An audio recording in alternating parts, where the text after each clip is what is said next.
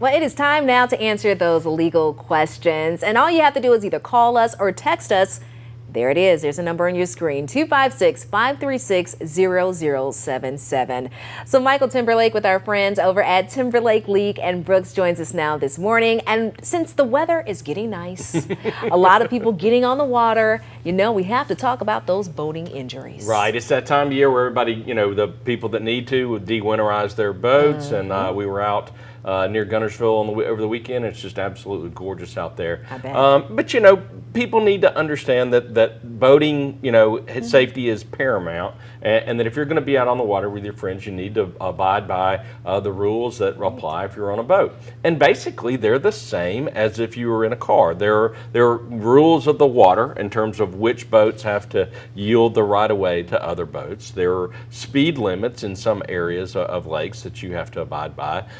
You cannot boat while intoxicated. You cannot have an open container on a boat, just like in a car. And there are certain other things that would apply, that, you know, safety measures that you need to be up to date. So if you're going to get out on the river or the lake, you need to make sure that your boat is in safe operating condition, and that you comply with all the rules of the boating board. I mean, it seems pretty simple, but every single year we're always doing stories where someone gets injured or hurt because of something like that. Yeah, and it's very sad that this happens, and you try to do everything you can to prevent it, but it's seems to be a recurring type of thing. The interesting thing, though, is in terms of boating, boating is actually governed by not the common law of Alabama or statutory law of Alabama that we operate under. If it is a navigable waterway, which means that it ultimately connects to something that connects to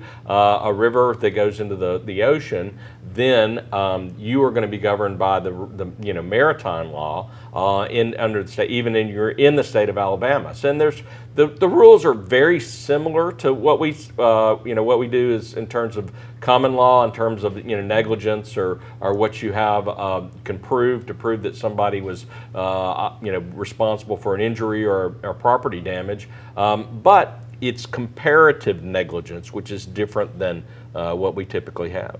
What do you mean by comparative? Okay, so in Alabama, we have contributory negligence. Right. And what that means is if you cause or contribute to cause to your own injuries in any way, then you cannot recover.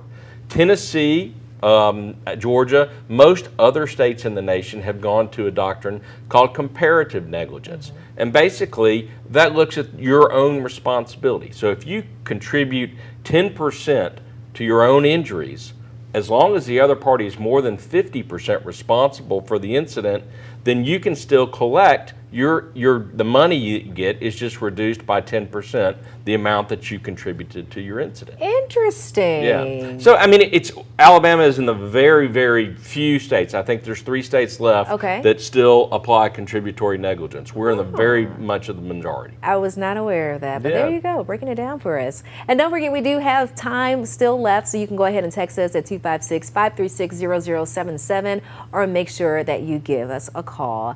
We do have a caller on the line right now, and Howie, good morning to you. Yeah, I have a question about inheritance. Sure.